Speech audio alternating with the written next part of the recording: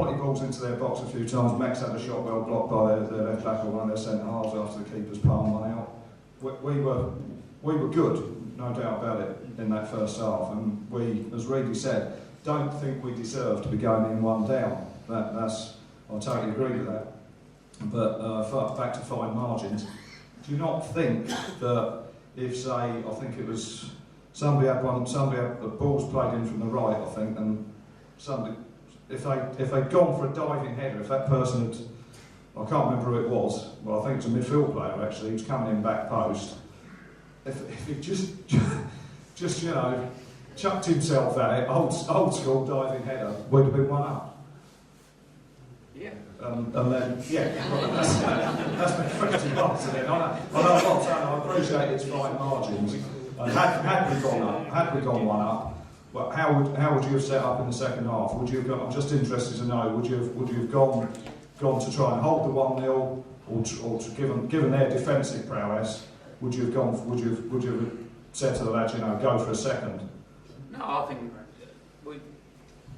I think with young players and with the team, you can't change their mentality. You've got to keep going and playing the way they want to play. And like you say, in the first half, Brett's had a shot. The keeper's made a really good save. Jordan had a really good chance. You know, another save. We had the better chance in the first half. It's just not going. It's not falling for us at the moment. We're not. Like you say, we're not. The corner sort of the goal we conceded typified really where we're going at the moment. We're not getting the first contact in the box, both boxes, and it's suffering from it. And then in the second half, you know, Jake makes an error with the clearance. They get a corner, and again we don't get the first touch. So it's individual errors, but you know, they're honest boys. They come in the dressing room and they're absolutely distraught. They'll go out and they say sorry, you know, and that's the way it is, you know. Oh, absolutely no doubt they are. Yeah. I've got to say the attitude in training, the attitude around the place. There's not a bad person amongst them, and they're desperately trying to do their best. And we all know if you keep working hard, you work yourself through bad patches, no matter what you're doing. So, you know, and that's where we need the support of everyone. And you know, the lads all went to clap for the fans last night because they appreciate the fact that you're all still with us, and we know that we're going through difficult spells, and we know that people are making mistakes. But as a group, we're not pointing the finger at people. We're getting around them and making sure that they're, you know, can get through it as a group, and we need everyone to do that as well. And that's why, you know, it's important that we get the message across that we don't get we remember where we were. We remember how we started, and remember that we can get there again. But we did it with everyone in it together. So we don't need factions breaking off, and you know, but we need everyone together. And that people go through dips of form. You know, any athlete in any sport goes through peaks and troughs in their performances. And at the moment, we're having to play majority of players at the same time who are maybe going through the troughs, and that's the way it is because of the squad that we've got. So we're going to persevere, and it'll work its way through. There's a lot of positivity around the place. You can't dwell on defeats too much because the games come thick and fast, and we've got 3 points at stake at Halifax. It's another really tough place to go. But we will go there to try and win the game, and that's the way I set up. And I said earlier, I believe in what we're doing. I believe the players that we've got can do it. Players believe they can do it, and they believe in the way that we're playing, and they believe that we can go anywhere and win, and we'll keep trying to do that. Are you confident, just finally, are you confident, of course you know the answer to this question, maybe it may sound a bit daft, in the head, it doesn't sound too thick, but are you confident with this group of players that we can stay up? If everyone's fit, yeah. I think we may need to add 1 or 2, but you know, we've spoken about it. We're in a situation where we are. Financially, we knew from the moment this club came out of administration, we knew where we were. So we had to make quick decisions in getting a squad together to get the season started quickly. In January, we've got players who are either out of contract or their loans are up, and different circumstances will apply to different players based on whether their clubs want them back, whether other clubs have seen how well they're doing and want to take them at a higher level, which may release money, and we may need to move a couple of players out to release money so we can strengthen in certain areas.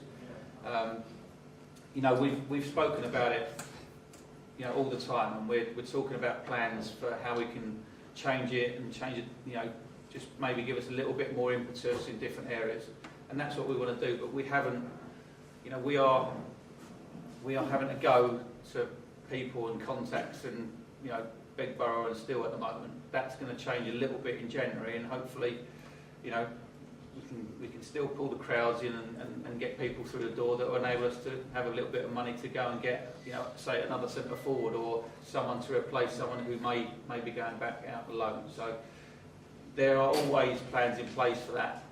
But as we stand at the moment, if we get our senior players back and, you know, our younger players, they've got, you know, we've got Mecky coming back. You know, last night he hit a wall a little bit after an hour because it's his, you know, it's what happens when you come back after such a long injury.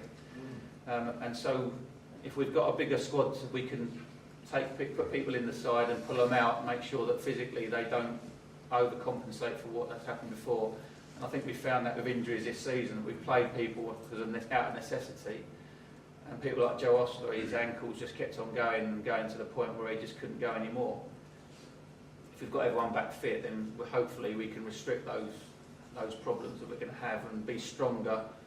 Because like you say, in February and March, we've got a crucial 8-10 game period of teams that are going to be in and around us that we need that squad as strong as possible. How are those players near to being fit now? Mosley, Osler, Tonkin.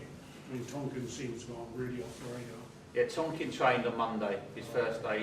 He's had a new type of treatment. It's like a shock treatment. It's a series of injections into the ankle over a half an hour period. He's had something like 15 of those. It's a new treatment and it seems to have worked, touch wood.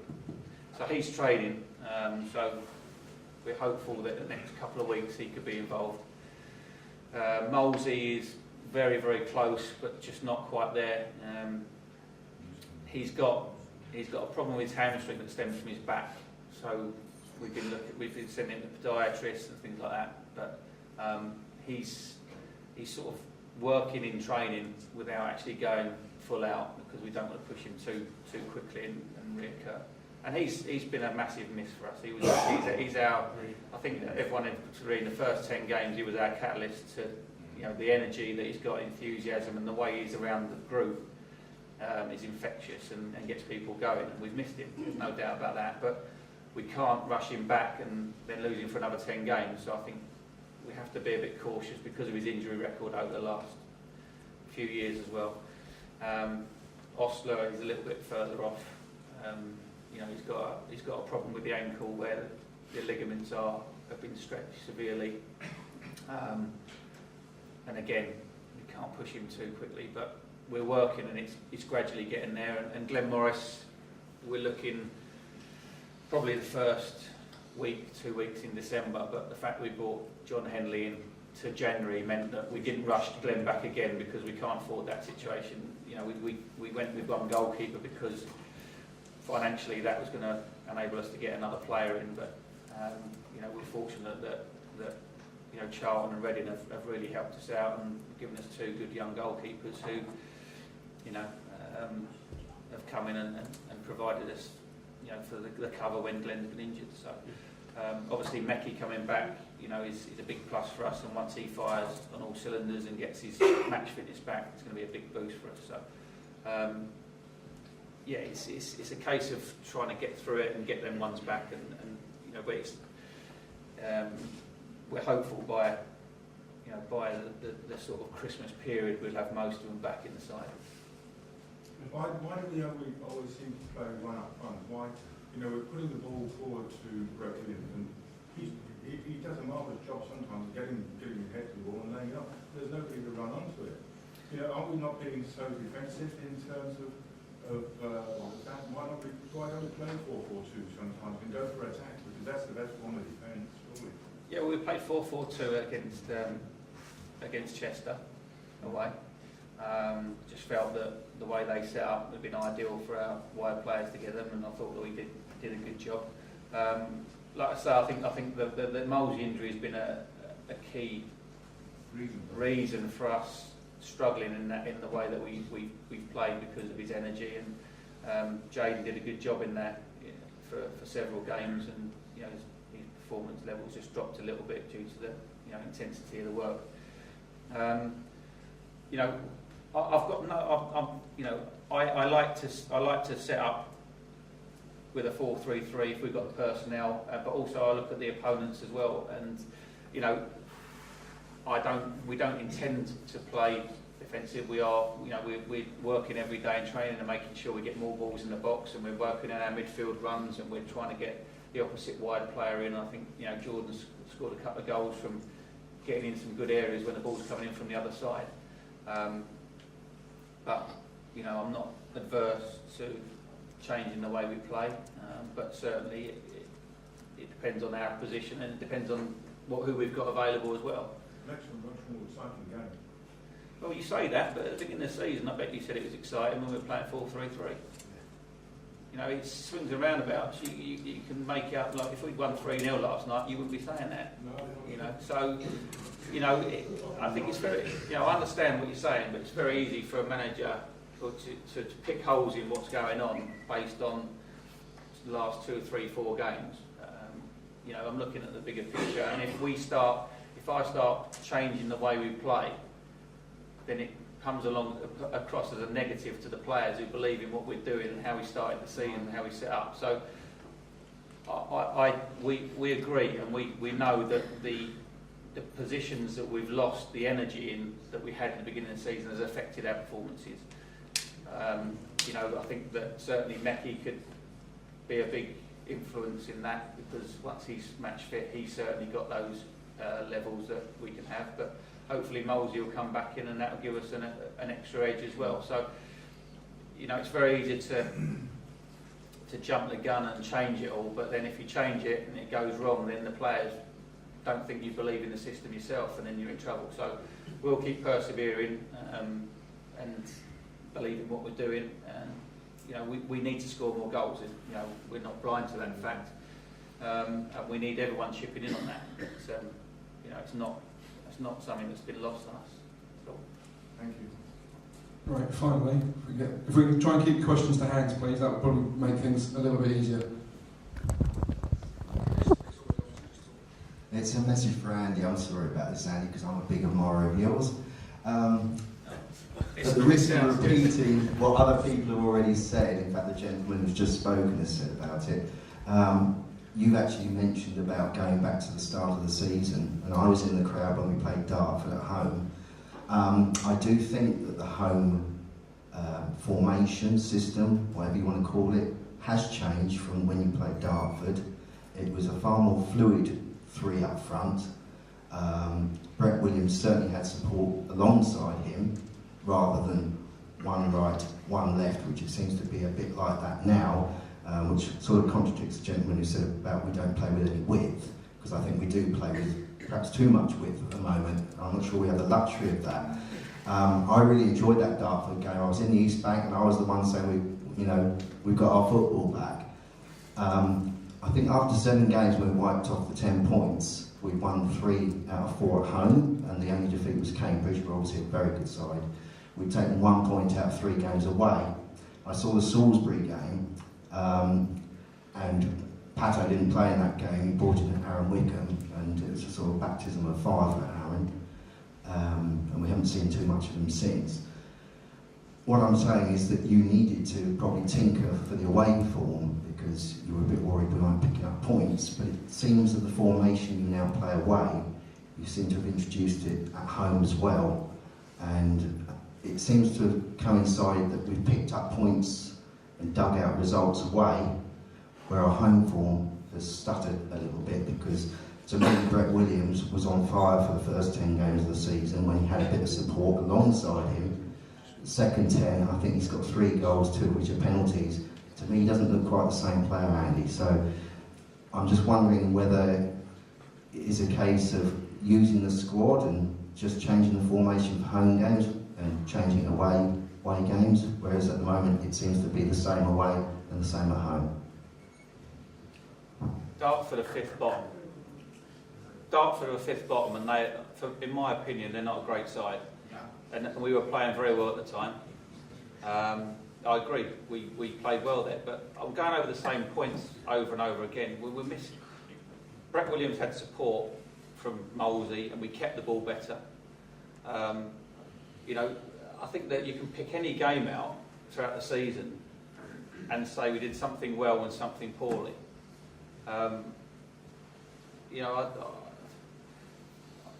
I think to rely on Brett is something, like you say, we're playing against some players who understand how to play Brett. Brett is playing at this level for a reason, and all the players are playing at this level for a reason.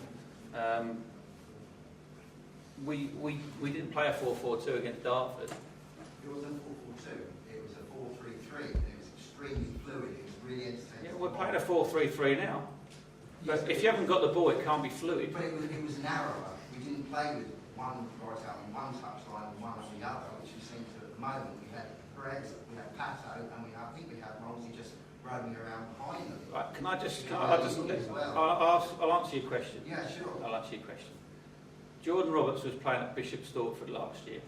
Jayden Gibbs was playing for Chipstead this year. Lewis Young hasn't played 15 games in a year. Manny Oyeleke played 3 first-team games for Brentford. Ask players to play at a consistent level for over a period of 20, 30, 40 games is very difficult. Even senior players. To ask young players to do it is very difficult. I don't set a team out not to play like we played against Dartford. That's the way I want us to play, like we played against Wrexham. We've played it several times. Can I just interrupt you very briefly, Andy, on that, and against something? I was here and watched Wrexham. I agree, I think that was our best season. On that occasion, you had Pato down the middle, you had Brett to the left of him on that occasion. Against Shortwood, we had Brett in the middle, Pato wide on the left. Yeah. So somewhere, something's changed there, and you said it hasn't changed, so I don't understand that. Well, it has changed because I think Brett's our biggest threat up front. So do I agree. But against Wrexham, you have Pato in the middle, holding it, you have Brett playing off it. Yeah, but I think you agree that Pato hasn't been holding it. That's the reason we haven't been playing up front. I've seen him play about 3 times, I think. Right, so Yeah, your point is to play him up front, and you've only seen him play 3 times. How many games did he start this season, Andy? I don't know. He started about 9 games. 9 games. Yeah, scored 1 goal. Shows they're off. 2 goals. Yeah, Listen, this is everyone's going to have an opinion. of course they are. But and you're saying use the squad. You're saying use the squad. So For cup matches for season holders, that was a blood disaster. Then you dug out going in, just 3 samples where you could have had good proactive PR, and you're not doing that. Okay, so let me answer your question about dugouts. So we knew we needed the dugouts because of the requirement of what the Chelsea needed, and quite frankly, if somebody's going to give you brand new dugouts, Absolutely. okay, so we got that. I personally, can you just, well, if you look there, you asked me a question. I'm trying to answer, so let me please answer it now, okay? So as soon as I knew the dugouts were coming out, the first thing I did, I walked around with Richard Petty, with Bob Green, and I got the numbers of every season ticket holder that was behind that. I personally, David, phoned up every one of those.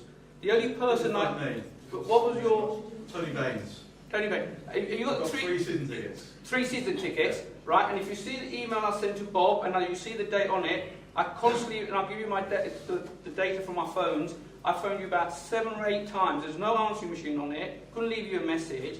And then I got Bob say, Bob, can you follow that up? There is an answering machine, but let's talk outside the meeting because it's not fair to... Well, okay, I'll tell you what then. Yeah.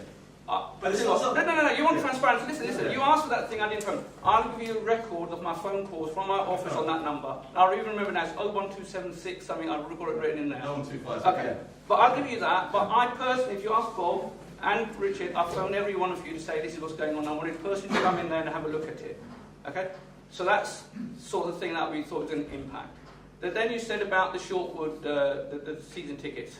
If you recall again, right at the beginning, we took the club on 1st of August. We had a game on the 10th of August.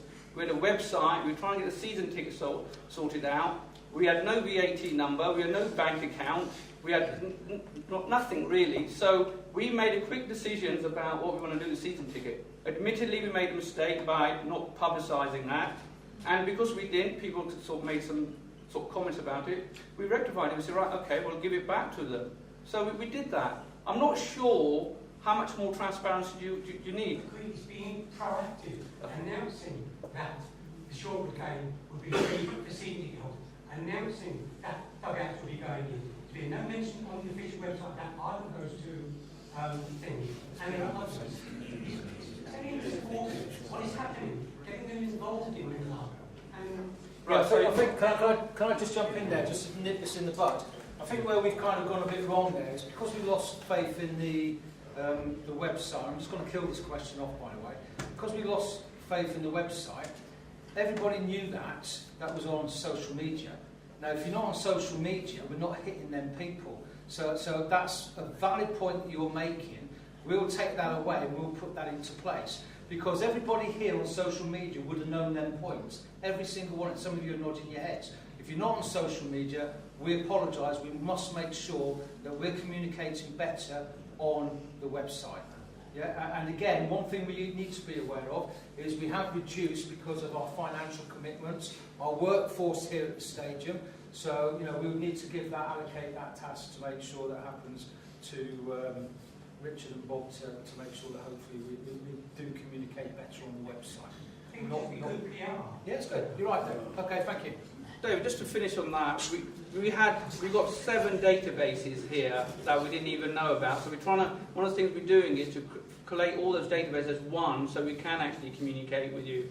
You've got to also understand that we're just, apart from taking the club on 1st of August, we're just trying to do the other side as well now. So hopefully, once that database is sorted out and you're on there, we communicate. David, you wrote to me, and I replied to you within 2 or 3 days. So I do communicate. Thank you. You did respond to me, and you have focused on Thank you. Thank you, David. Thanks. Okay, I think we all need a drink. We'll reconvene in 10-15 minutes.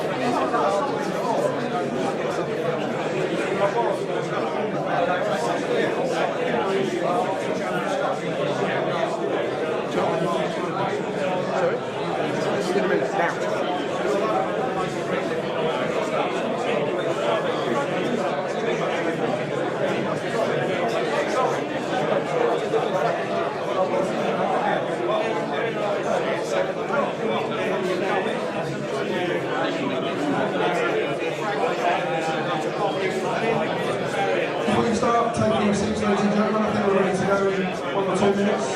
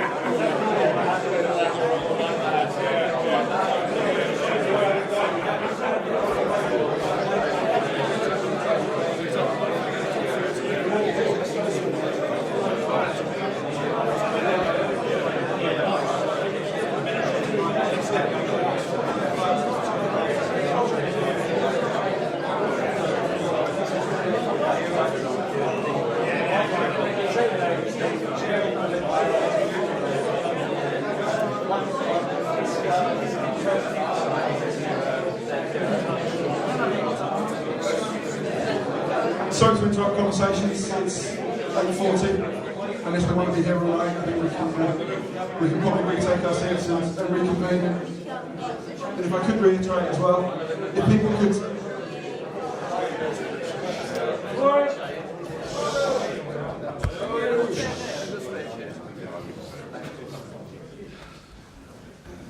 If I could reiterate, if people can announce themselves when they ask a question, please, and also keep the questions nice and short and clear and concise, and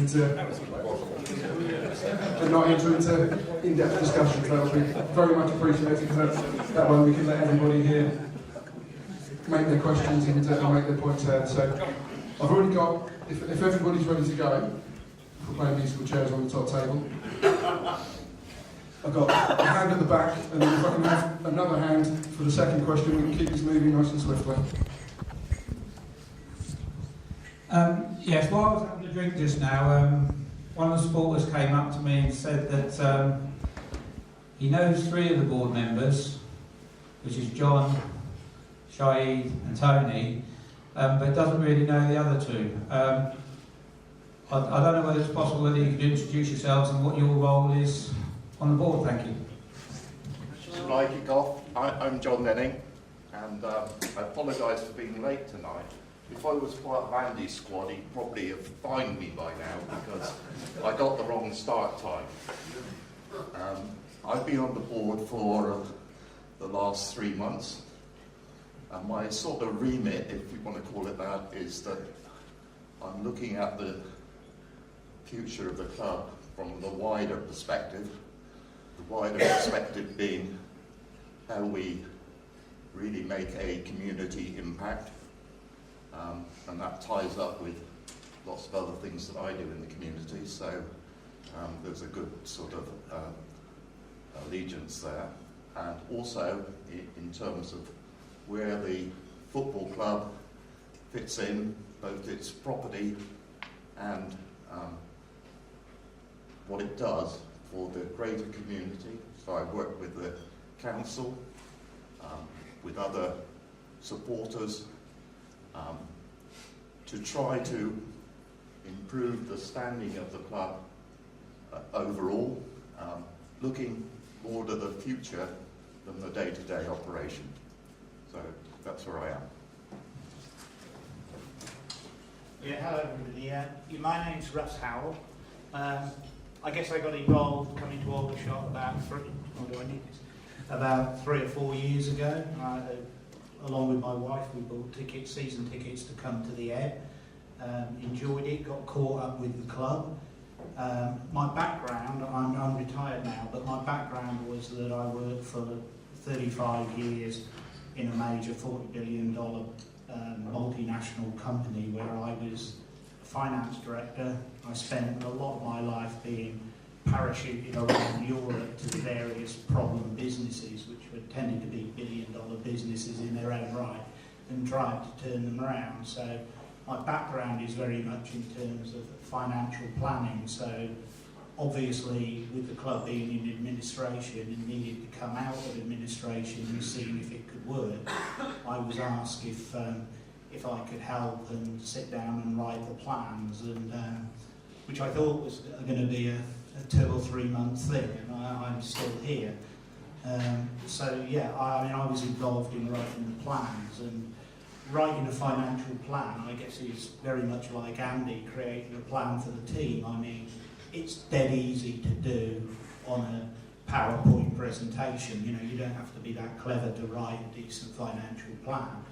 What's difficult is making sure that you execute it just as you have to execute on the pitch. So I provide financial direction to the club. We're also heavily supported by Andy Muckett and the professional accounting team that make sure that everything in the books is okay. So that's my background, and that's what I try to do to help. I think the next question was here, and then if I can have another hand over there. Just want to ask Andy, you spoke earlier about the younger players and their dips, you know, the peaks and troughs in form. How do you as a manager help them get through those, you know, dips in their form? And do you think they're finding the pressure, the points deduction, do you think that's a factor? You know, if it's going through a difficult spell, do they feel it more than experienced players? No, I don't think that the points deduction does, because it's not something that we focus on really. You know, with young players, you have to identify what makes them tick, what gets the message across. Some players you can sit down and show them on DVDs exactly where they can improve and where they've gone wrong. Others you get on the training pitch and show them other players. You know, you generally have to work out how to get them through it. But with every young player, you just got to make sure that they know that you believe in them and that they can do it. You've got to encourage them at all times. You know, certainly young players these days, you know, they're never criticised through youth teams and academies. It's something that it's all about positivity and the way you speak to them, and so when you are critiquing their performances, you have to do it in a certain way that doesn't make them think that they're the worst player that's ever lived, and you know, you've got to give them hope that they can come back again. So you've always got to go through things that they've done wrong and counteract it with what they can do right, and that's why, you know, certainly in training sessions you're working on areas that we've made mistakes, but then again you counteract that with another session that gives them the positivity, and you give them something to do that they know that they're good at. So that finishes off with a bit of a high, and they come out the training session believing that they're better than they were before the session started. And we do a lot of stuff with analysis. We've got a lad who is fantastic for us. He come on board and he just gets his expenses to come in. He was here last year, and he regularly, every game he travels with us when he can, and he puts all the analysis together, and we email it to individual players, and then so they can look at it before they come into training. We can sit down and go through different areas. It's not just the young players. You know, I sat down, we clipped Moles' positional play and showing him what he does and where he goes and stuff like that. So when he's injured, he's not a spare part. Basically, he's still being educated and still learning, and all of them are buying to that, and they enjoy watching the DVDs. We had a session about our plays and the way that we deliver the ball, our runs, the way that we're not moving enough, and then we go into the training session and put that on. So it's not just the young players, but certainly with the young players, you've got to treat them a little bit with kid gloves. And but like kids, when you've got kids, if you they're more likely to respond to you than if you keep on banging them over the head and telling them they're no good. So you've got to give them the encouragement that they can do it while still getting your point across. Hi, Ben Blundell from Aldershot. Question for Andy. I know we probably don't have the squad to compete on more than one level this season, but I was just wondering, I know as sportsmen we want to go out and win every game, but how are we going to approach the FA Trophy this season with, obviously our main objective is trying to stay up, but are we going to go out and look to have a run in that, or are we going to play a fringe squad, or how are we looking to approach that? No, we'll play the same team, strongest team, because I've said since the beginning of the season, and even last season, that consistency is the key. So every game that comes along is an opportunity to get our players playing together in a consistent way. People like Meki will still need games, and as with Shortwood, you can't underestimate anyone you play, and we want to win every game. It doesn't matter who we're playing against, we want to win the game. So we're certainly not going to look at the trophy as some opportunity to rest players or put some of the fringe players in, because realistically all the fringe players have had a chance now. They had a chance against Shortwood and didn't take it, and we want to win the game, we want to progress in the trophy, and we'll do everything we can to do that, and winning breeds confidence. It's a classic saying, but it's true, and we want to get back to winning ways, and if that's an opportunity to do it, then we'll take it. Interesting perspective behind the bar. That's all those things. Hi, Gary, number 1 barman. Just a quick question. With Saturday's game against Braintree unfortunately being off, are we going to do anything regarding still remembrance weekend here at the club at our next home game? So this will probably be more related to Tony. We were originally going to have a bucket collection with the British Legion on, I think it was on the 9th, or the Poppy Appeal, have a minute or 2 minute silence. What we're trying to find out is, because it's like 2-3 weeks away from we're trying to find out if there's a protocol. I know we could do it, but we're just finding out from the Army and British Legion if there's and we will know in the next couple of days if there is a protocol that we can still have this 2 minute silence, and I'm just waiting for them to clarify that. Clearly, being the home of the Army here, it's important to have that. And I know we didn't get it done last year, but we want to make sure that this is sort of addressed. But it is just waiting for them to come back and say, yes, you can. So that's so as soon as I know, we will hopefully we'll have that. Yeah, to try and get the Army still on board within the club. Yep. Getting to bring them in closer with the young games. Well, the Army is.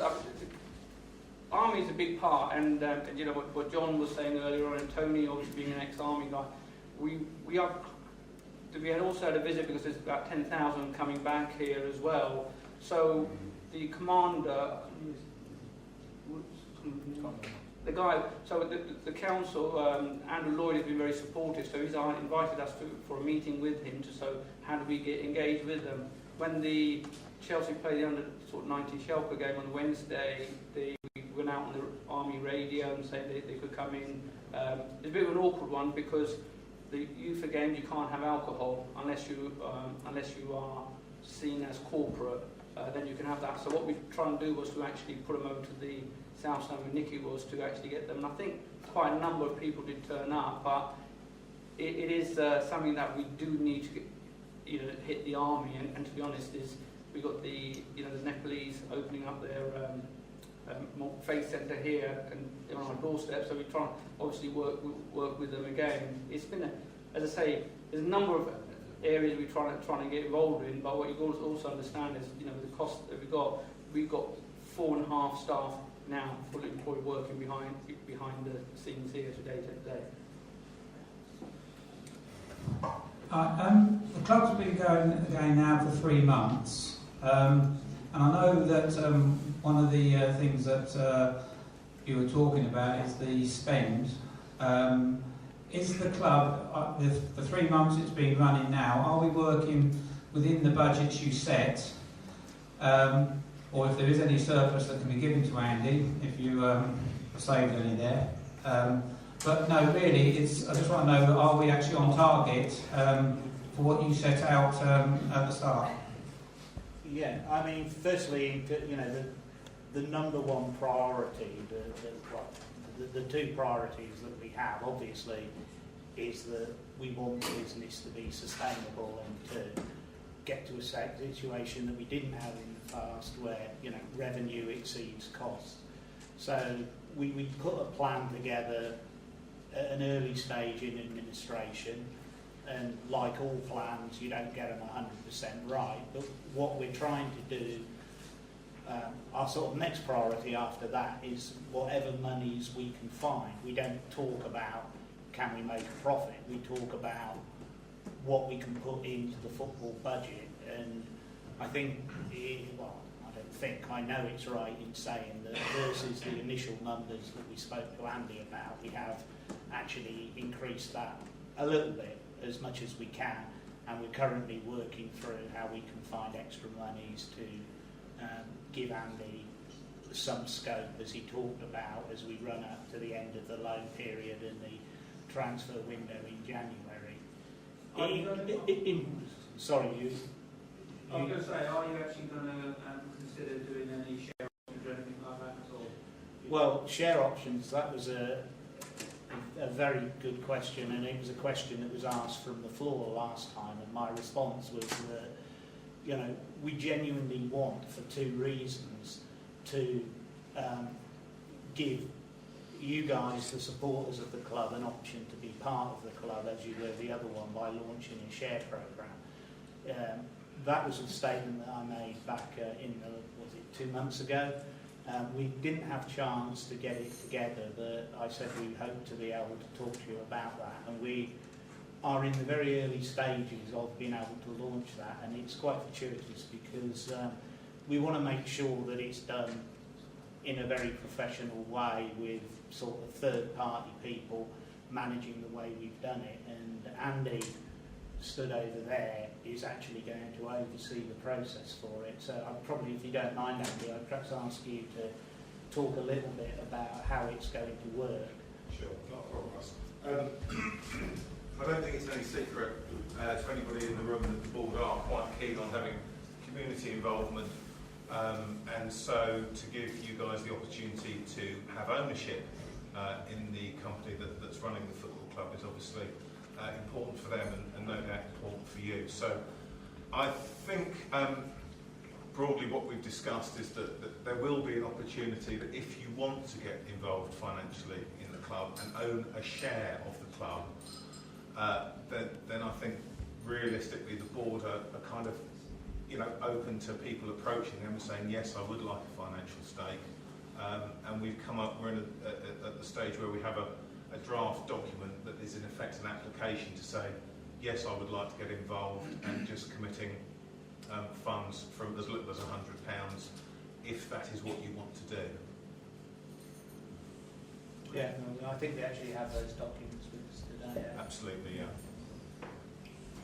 Is that available for these to take away? Yeah, if anybody would like it. I mean, we feel that it's very important that, you know, that people are involved and do own the club, as Andy says, part of the club. So I know there was some interest from the floor last time, so we brought that forward. I think as a club, I think under the whatever the association is, the sort of the financial services, we can't be seen to be actually going out actively selling them. It's I think it's against the law to do that, but I think if people are aware of it, then I think that's the approach. Is that we can tell you it's available, but you won't see advertising hoardings up there because literally we're not allowed to do that. But if anybody would like to be involved, we could talk to Andy. Well, you could talk to the board, or Andy's very, he's actually managing it, so it is a very good option. We would like to think that we can get some, more involvement for people to be own part of the business. Okay.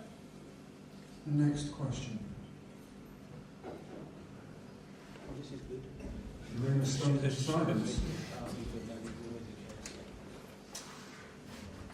Any more for any more, or is it an early night? No, one day.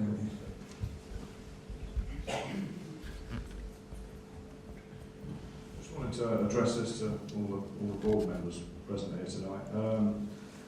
Can you give me an idea of what the current financial state of the club is? Good, bad, indifferent? Are we in intensive care? Are we, going okay? Well, we're out of intensive care. Right. I mean, as with any football club at this level, we're never going to be out of the woods because, we'll never be out of the woods because as we can find extra money, we try and put it into players to give you guys what you want, which is the best performance on the pitch. So, we need a few things to go right to see us through the year in the way that we would like to be through the year. We're also hoping to launch a sort of second half season tickets. One of our big misses this year, and it's no surprise to you because you know it, the season ticket sales were very much down on what they've been in previous years and indeed our expectation. The flip side, of course, to that is that a lot of the people that didn't buy season tickets come on a match day, but which actually generates a little bit more revenue. But we would like to try and push season tickets to the rest of the year. And obviously, there's a lot of unknowns. We need the crowds to hold up. If that happens, we're in discussion at the moment, and I won't go on to it with the football conference because we've planned on some funding from them, and we've got a few sticking points on that. We had a meeting last Wednesday, I think, with the chairman and chief exec, so we're working our way through that. So the situation is probably, well, it's not probably, the situation is much better than the club's been in for a long time, but we're still on the watch list. And frankly, that's where we expected to be and want to be this season. We plan to take some extra monies from this year into next year because we benefited this year from a parachute payment from the Football League, and it would have been wrong of us to spend that all this year and spend it all on the team this year and then be significantly short next year. So we're hoping that we can carry as much of that through to next year to build on the team. But as I say, at the end, it's about how to generate revenue and how to increase the yield on revenue. And Tony's already addressed that with the free tickets. That was an area, when we sat and looked at the problems, we realised that we had a cost issue. We've been trying to work through that. That's not entirely comfortable for everybody, but it's the harsh financial realities of the world. We looked at the revenue and, frankly, it was disappointing to see the crowd statistics, as Tony said. So there were no personalities involved in that. It was just a pure decision based on providing sustainability for our football club and to give you guys the football that you want. And we're working through these things, a lot of which are obviously very unpopular, but we do see the club with some stability. But, don't think that we're sitting here with pots of money, because we're not. We're still watching every penny. And, if things go well, then, you will see that reflected by hopefully giving Andy more money to spend. Right. Well, what you alluded to there, obviously there's another statement again, maybe, but, that's down to Andy and the team, isn't it? Surely to get encouraged players and voters to come and watch Aldershot, because bums on seats or people through the turnstiles is going to generate more revenue. That's a single stream, admittedly. That's a somewhat naive, perhaps, way of looking at it. Well, I would say that's one way of looking at it, and to be honest, you're probably right, but, as an alternative point of view, perhaps the team might respond to a set of supporters that turn up and support them through thick and thin. So, it's a double-edged thing. But if you vote with your feet... We've got plenty of those. We've got plenty of loyal supporters, some very good people here. No, and definitely short change. Not through Andy, not through Andy, but just to touch on the previous manager. I've heard an ugly rumour he still owed an awful lot of money, Dean Holton, and his contract was a scandalous one. Scandalously overpaid. His contract was a scandalous one, but we can't do much about that. We're looking forward, and And, you know, I think everybody behind this table is extraordinarily grateful to the loyal fans we've got. And if I could actually remember a comment that I think was from Terry Bullivan at the last fans forum, when he actually stood up and talked about, you know, how knowledgeable the Aldershot fans were and thanked people for not jeering if a chap tries something and kicks it into touch. And that's, as I think Terry said at the time, that's the sort of thing that encourages the team. You know, you can sit there and jeer at them, but that doesn't help. No. So, you know, you know. Other people who booed after the Shortwood game, I said, let's know they've had a bad game.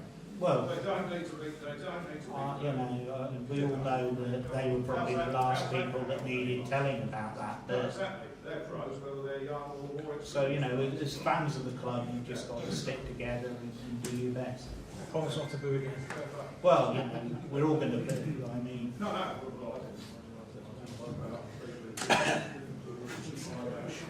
I think it's fair to say that in terms of sponsorships, you know, we've been really grateful for the local support, because you know, you've got, and all the businesses are all local, so we haven't gone, you know, where we could have gone outside of this area. We've got Bridges, we've got Reedside, we've got Kevin Matthews with, you know, not only central heating services but electrical services, RLHA. It is all local, but the reality is we've been through a real bitter sort of divorce, really, and we just, all we're asking you is call the board wherever you want to do. I mean, I have plenty of letters at home, and when you do send those letters at home, do please. My wife's initial is also Estazine, so she hates football, and last thing you want to more abuse from that as well. So if you could refrain from that, and email, save yourself some stamp, that'll be even easier. So putting that aside, you know, all we're asking you is, you can say whatever you like to the board, and I'll be pretty thick. We want you to support Andy and support the team. You know, that's all we're asking you to do, and if you can encourage them. Yeah, well, I think you do, but and nobody, you know, nobody was. Look, we were talking 3 in the morning on, you know, that Tuesday game after Southwood. You know, nobody, as a professional footballer or sports people, nobody would have been happy about what's going on. We're not happy about what the results are at the moment, but we've got to be together to make a difference, and that's all we're asking. Just please stick together. After that, any more questions? Short and sweet this time. I don't know what you mean. Don't say sorry before you start. Don't apologise before you start. I know somebody spoke about Cameron Brown earlier, yeah. Andy, and I know that you've touched upon Younger and the fringe players. I know that when I spoke to you earlier, I mentioned Aaron Wickham. What's happened to Aaron Wickham? Aaron's just gone through a phase where, again, he's trying too much, really. We played a under-21 game at AFC Wimbledon. You know, with certain players, you have to give them little information because too much confuses them. So the information we give to Aaron is we need him to be, with all our front players, we want him to be someone we can build our attacks from. So he needs to get hold of the ball and be responsible for the ball and be reliable. And in the first half at AFC Wimbledon, he gave the ball away 18 times and kept it 4. So he's a work in progress, but you know, and it's a slow process. We'd hoped that, I think with both Cameron and Aaron, they were both brought in on year contracts but with an option, basically because we thought that they would be something that if we could mould them into a player, then they'd be an asset for us. But they were a little bit of a risk, a little bit of a gamble that we could afford to take with the wages they were on. And it was always going to be, let's see, get to January and see if they picked up what we're asking them to do. So that's still, you know, a work in progress. He played against Salisbury because, you know, we had a few injuries, and I thought it was a good game just to get him into it, just with no pressure on him and let him go and play. You know, he hasn't picked up things as quickly as we'd liked. We're trying to get him out on loan just to get him some games so that he's getting football, which is the problem we're having with some of the players is that obviously we've got the Hampshire Cup, but that comes around not too often really, so we want to stay in that to give them more game time, and also Meshach Douglas and the other young players that we want to see progress and play at a higher level, so we can make judgments on them for whether they get pros or not. So with Aaron, he's not getting as much football as he would like because we haven't got a reserve team and the amount of games we've got, and the fact we haven't got a massive squad. I think the Scholars, we had at one point we got 10, 2 goalkeepers, and 5 or 6 of them were injured, so we can't even arrange friendlies for them and our fringe players as well. So it's been difficult, but we are looking at maybe getting him out on loan to get him some football so he can, use the skills that we're trying to get into in training into match situations. Thank you very much. Question here. Yeah, I just want to finish up. It's the last question you get from me. We're all supporters of Aldershot, and all I've seen in the last 3 or 4 weeks is negativity around the club. Now, I run a business, and if I ran my business with the negativity that this club's got, I wouldn't have a business. I wouldn't have anyone want to work for me. The only way you can get people to work for you is to try and talk positively to them. I think as supporters, we've got to be a little bit more positive and not all the negative stuff. The board have said what they're trying to do. I'm a sponsor. I come up here every week, and one of the things Nicky's now done, he's asked if the sponsors can bring anybody else to the club. So we're all going to bring somebody to the club. I like the supporters because all we keep talking about is, or I see supporters on the shops web, I do look at it. I'm not going back to the club. I'm not going to go and watch that rubbish. I'm not going to do this. There is people on there that do that. It's negativity. We need positivity. If all you supporters can bring an extra supporter to the club, we'll start bringing the crowds up. Start talking the club up, not down.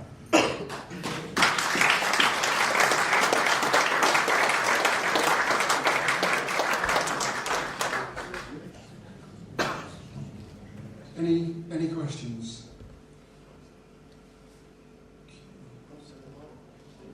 Sorry. Hi, my name's Adam Foster. I was just wondering, this is not Andy, shut your ears for a second because it's got nothing to do with you directly about your football. It's just the judgment on the board of directors' decision to give a 2-year contract so early in the season, given our last manager's last exit. Basically, I just wanted to know what the thinking was behind it. Okay. We open about it because we worked with Andy for a while as a board. It was an individual decision about me or John or Tony making a decision on that. It was we run it as a whole board and whole decision. We believed in Andy. It's an extension. He already had a contract, and to be honest, he could have hung us out dry if he wanted to, because the contract would have gone on for another, because it's a football debt, it could have gone on for another year or so, another season. I've been involved in football and I've seen managers, and it's about more than anything else, it's about his loyalty, it was his trust. He worked for us as a, even when he wasn't sure he was going to have a football club to go to, and his commitment was there every day. And on top of that, he's a proven, managing the Football League, So for us, it was our choice, and we support him, and we believe in him, and we hope you guys start going to believing in him as well, because you want to build something over. It's no good giving somebody when other people are also looking at him. It's no good giving him a 6-month contract, because we're looking at to build this, as Tony said earlier on, is 3 years. Where do we want to go up there? And so that's what we want to look at, is about a 3-year deal and how do we take the club forward. So do you want to? Yeah, I just wanted to elaborate on what Shahid said, because we went through an extremely difficult and uncertain period during administration, of which Andy's behaviour was impeccable, and we sat down and talked about you know, how we were going to start and rebuild this club and this football team from absolutely nothing. And Andy sat with us and laid out his 3-year plan. And to be honest, it makes sense to us. There were a lot of other reasons as well. But we took a view, which, you know, was our view. It's the same as, you know, you might not like one player over another, that this was the right thing to do for the club and to provide a bit of consistency and a bit of stability. And I know it seems to be rather fashionable that everybody wants to see managers sacked every 6 months or 9 months, but as I look around the football world, the teams that seem to be successful are those that have a bit of continuity in management, and it felt like the right place to start and the right way that Andy could work with the board and we could work with Andy. So, you know, it was a decision that everybody made and we believe in.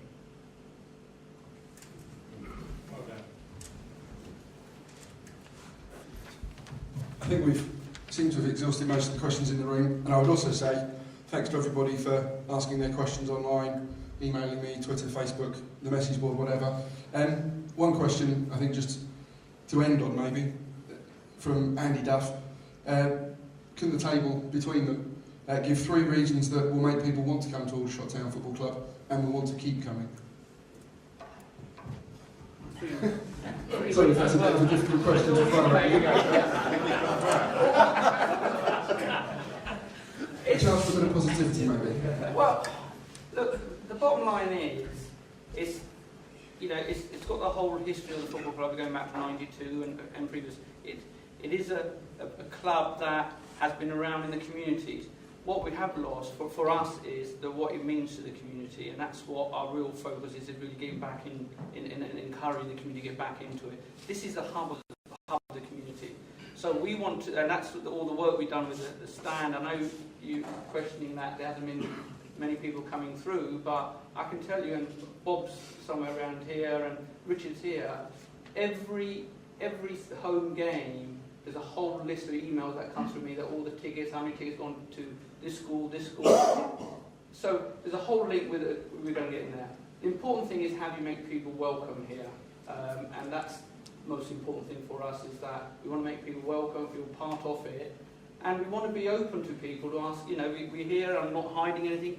Ask any questions. We had, you know, I got letters from 10-year-old kid asking, you know, I'll give you an example. He said, I've been to Salisbury, I've been to Staines, but while the football club's doing well, thank you for saving it, but it could do with a lick of paint in the East Bank, and what you're going to do to develop it. So there's lots of kids that are really getting involved in it. And no disrespect to you guys sitting here, but I look around and, you know, similar age, but it's the next generation we want to get through there, and it's really encouraging those youngsters to come through the future of this football club. And we are trying to do what we can, and that's the work we're doing in the community, and that's where we'll bring the people back in here. And when they do come here, and I know everybody's talking about cut costs, but it just doesn't, you know, the level we're playing at and the way the football world works, that is the going price, what we have to charge to get in. It's not something, you know, it'd be easier to just, we've got 7,000 seat here, it'd be easier to give 5,000 away, but it just doesn't work. But we're doing it in a way that we want to, say, get the future of the people coming in, including what we were saying earlier on, is like Nicky's, you know, working under the circumstances. We've got a company that's gone into administration coming back. Nicky's spending getting the sponsors back on board, and the people going to, say, the hospitalities. I'm probably one of those guys as well. I'm not keen on hospitality. I go to Chelsea, watch their game. I'm not really happy. I'd rather go and stand on the stadium. But it's the, you know, it's the tickets isn't the only revenue, as you said earlier on.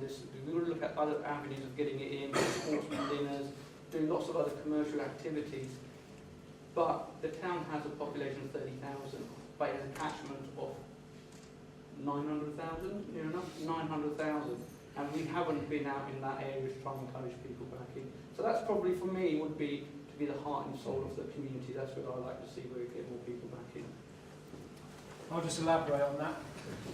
I said on the last time that what we want is Andy to send his players out onto the grass and become real gladiators and fight for our badge. If they do that, we're all happy. But the real Blue and Red Army are our fans. We've got 1,500 hardcore fans. They're like the real band of brothers, one for a better word. So the question was, why should they come to hit the stadium? Is to be part of that band of brothers. So it's up to us as fans to try and help take this club forward as well, because it's our club. So this business about bringing somebody with you to a game is going to help our attendances. Do you know what? They might just come to that game, and it might be another Wrexham or Dartford game. And before you know it, they've got to come back. If they're younger generation, even better. So the question is why should they come back to be part of the Blue and Red Army? I sat down there, totally emotional, when we were singing We've Got Our Football Back at that Dartford game. Very, very emotional. There's nobody that can ever question our fans. The ones that really promote negativity are a very small bunch of people, and most of them are still at school. Yeah, and I know that because I'm on the back end of some of their tweets, and I look at it. You weren't even born in 1992, you little shit. You know, so the real hardcore fan base.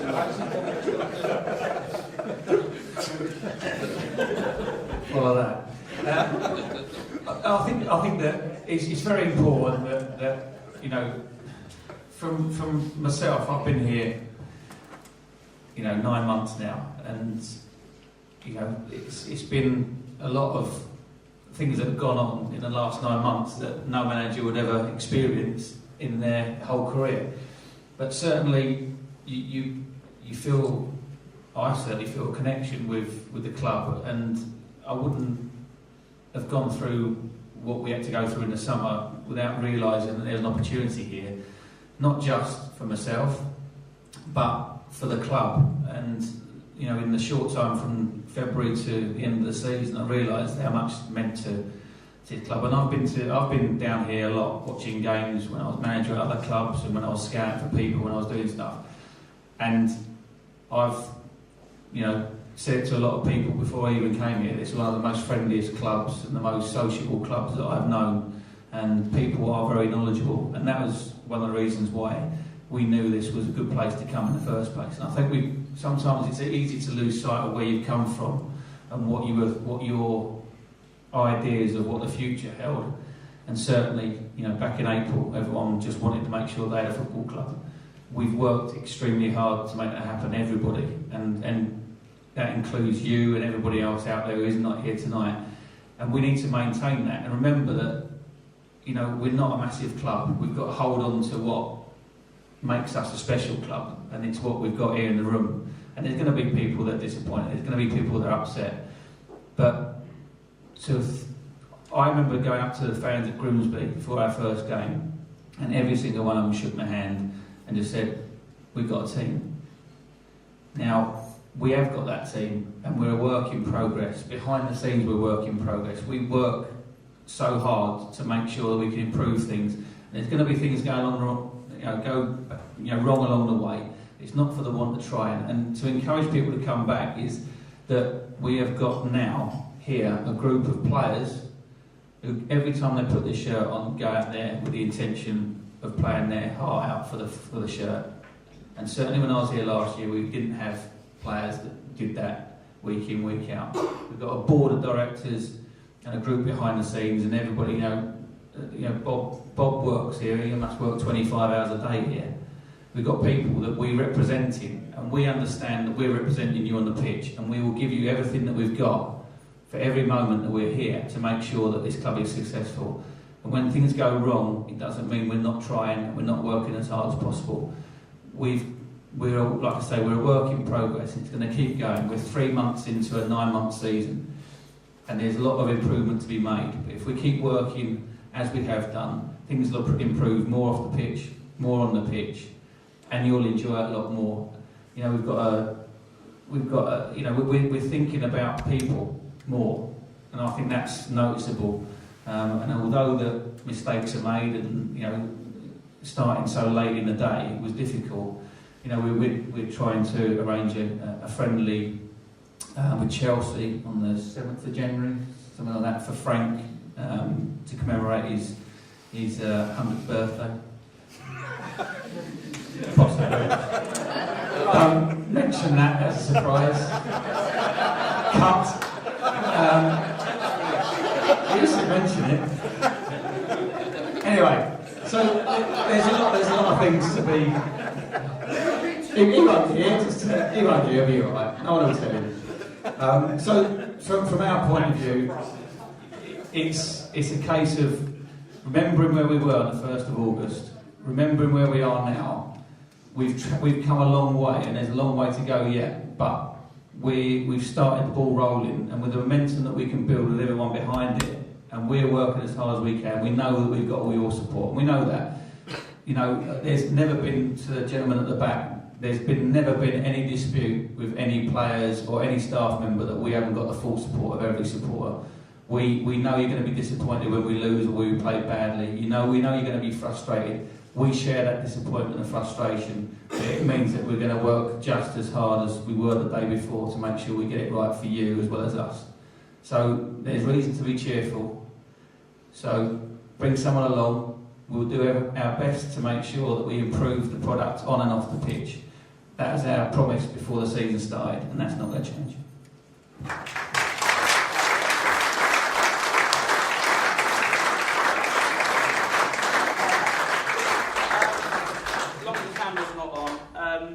As you probably know, Frank Burt will be 100 in January the 22nd. Your memory's going as well, Elizabeth. So January the 22nd. Yeah. So he's been coming here since 1926. So we arranged. So that was his first game. So as I say, he'd be 100. So I arranged the game with the Chelsea under-21s mixture of some of their players on the 7th of January. But then we had a call from Frank's family saying that it'd be too cold in the evening, so could we move it? So the game is going on the 7th, but I think we'll make that as a mayor's charity, because one of the things we're doing is as a club is supporting always a mayor's charity, so we'll do that as a mayor's charity.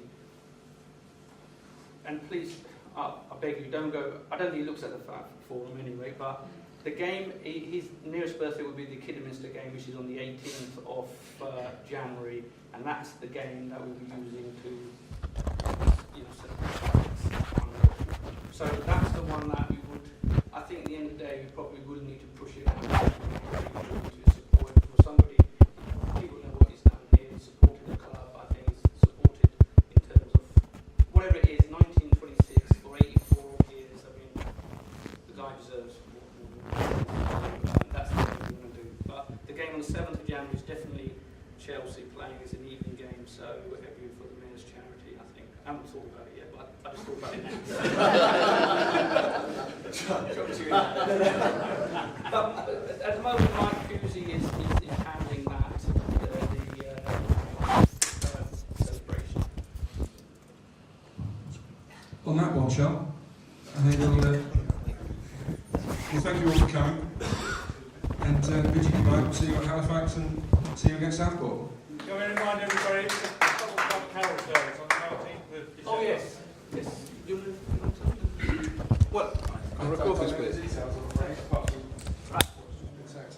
The Christmas Carol, the Aldershot Football Christmas Carol, is on 19th. Mike Hughes is given instructions to the football, the team, the manager, the youth. Everybody's coming to it. We've got Gerald House is confirmed he's coming to it, according to Mike Hughes this morning. So hopefully we really want to make a big thing of that. So we do want you to please come and attend that, because that's going to be very important for us. Thank you. Thanks. Thank you very much, and good night.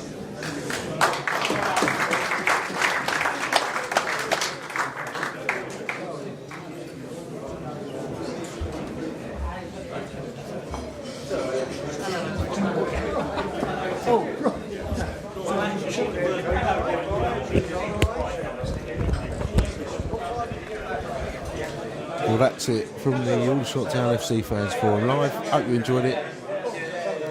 If it worked, there was things that shouldn't have been said or broadcast on here, but they were. Something about a birthday.